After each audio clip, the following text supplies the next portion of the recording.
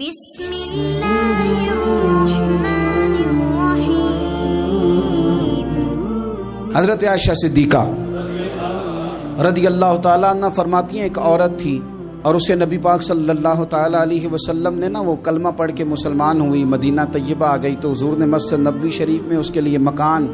ایک سادہ سا کمرہ ساتھ مسجد کے بنوا دیا، وہیں رہنے لگی۔ اکثر وہ سیدہ طیبہ کے پاس آتی تو حضرت عائشہ صدیقہ رضی اللہ تعالیٰ عنہ فرماتی ہیں وہ بڑی باتیں سناتی اور آخر میں کہتی وہ ہار والا دن بھی بڑا عجیب دن تھا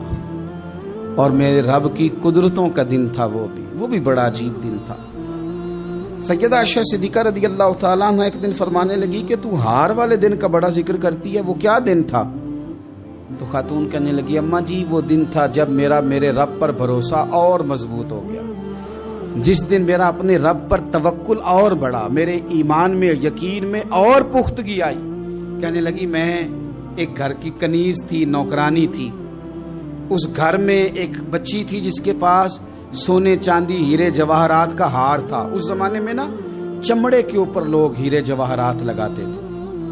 کئی دفعہ سرخ رنگ کے چمڑے پہ لگائے جاتے تھے، وہ بچی پہنتی تھی تو کہتی ہوں بچی کے اس نے اتار کے رکھا یا اس سے گرا وہ ہار تو چیل اسے اٹھا کے لے گئی گوشت سمجھ کے اور میرے سامنے اٹھا کے لے گئی۔ گھر والوں نے مجھ سے پوچھا، یہ بخاری میں موجود ہے، گھر والوں نے پوچھا مجھ سے کہ وہ ہار کہاں ہے تو میں نے کہا چیل اٹھا کے لے گئی۔ گھر میں کچھ چوری ہو جائے تو سب سے پہلا الزام کس پہ لگتا ہے؟ ملازمین پہ۔ کہتے انہوں نے مجھے بڑا مارا، بڑی تکلیف تھی، حتیٰ کہ میری شرمگاہ تک کی تلاشی،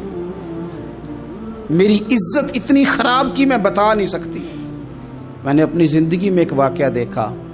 ایک امیر گھر میں چوری ہو گئی، ملازم کو اتنا مارا کہ وہ چارپائی پہ پڑ گیا، پولیس والوں سے اتنی مار پڑوائی گئی کہ وہ بیچارہ چارپائی پہ پڑ گیا، اور پھر وہ اتنا بیمار ہوا اور کچھ دنوں کے بعد پتہ چل گیا کہ چور تو اپنا بیٹا ہے ان کا، پھر اس کا انتقال ہو گیا۔ اب وہ سیٹھ صاحب اور گھر والے آ کے مرنے والے کے کان میں معافی مانگ رہے ہیں، کان میں۔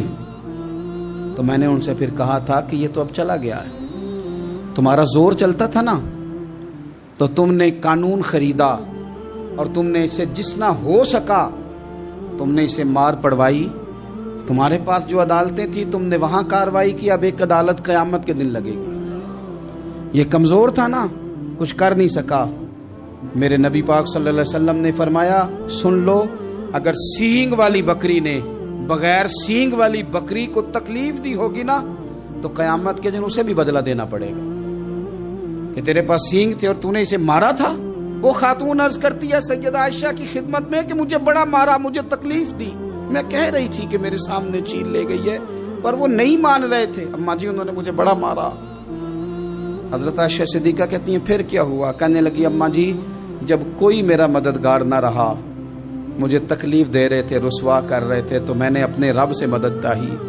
میرے رب کی طرف میں نے توجہ کی، میں نے کہا مالک اب تو ہی میرا مددگار ہے۔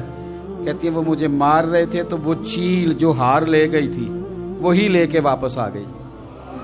اور ہمارے سروں کے قریب لا کے اس نے جب اس ہار کو پھینکا وہ مجھے چھوڑ کے سائیڈ پہ ہوئے، وہ میری بے گناہی جان گئے، لیکن آپ کو بتاؤں اس دن سے میرا اپنے رب پر یقین اور بڑھ گیا۔ مجھے سمجھ آ گئی کہ جب انسان پورا ٹوٹ جاتا ہے اور جب کوئی چاروں جانب اس کا مددگار نہیں ہوتا تو رب تو ہوتا ہے نا، اللہ تو اس کا مددگار ہوتا ہے نا،